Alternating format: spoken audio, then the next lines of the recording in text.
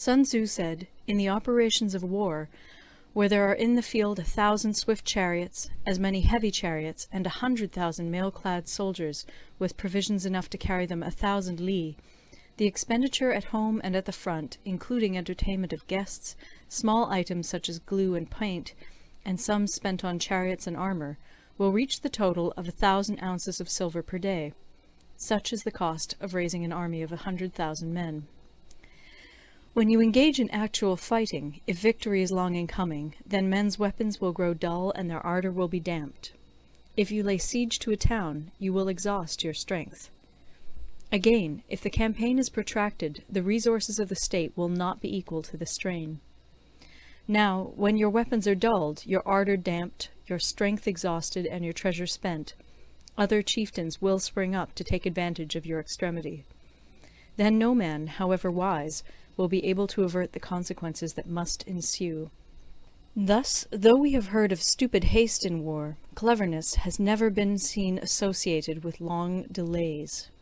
There is no instance of a country having benefited from prolonged warfare. It is only one who is thoroughly acquainted with the evils of war that can thoroughly understand the profitable way of carrying it on. The skilful soldier does not raise a second levy. Neither are his supply wagons loaded more than twice.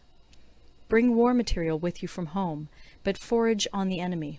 Thus the army will have food enough for its needs. Poverty of the state exchequer causes an army to be maintained by contributions from a distance. Contributing to maintain an army at a distance causes the people to be impoverished. On the other hand, the proximity of an army causes prices to go up, and high prices cause the people's substance to be drained away. When their substance is drained away, the peasantry will be afflicted by heavy exactions.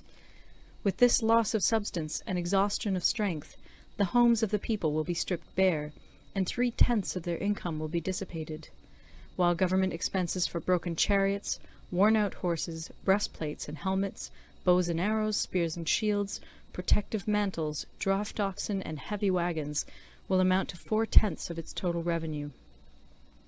Hence, a wise general makes a point of foraging on the enemy. 1 cartload of the enemy's provisions is equivalent to 20 of one's own, and likewise a single picul of his provender is equivalent to 20 from one's own store. Now, in order to kill the enemy, our men must be roused to anger. That there may be advantage from defeating the enemy, they must have their rewards. Therefore, in chariot fighting, when 10 or more chariots have been taken, those should be rewarded who took the first.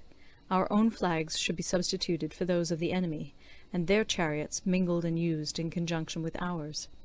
The captured soldiers should be kindly treated and kept. This is called using the conquered foe to augment one's own strength. In war, then, let your great object be victory, not lengthy campaigns. Thus it may be known that the leader of armies is the arbiter of the people's fate, the man on whom it depends whether the nation shall be in peace or in peril.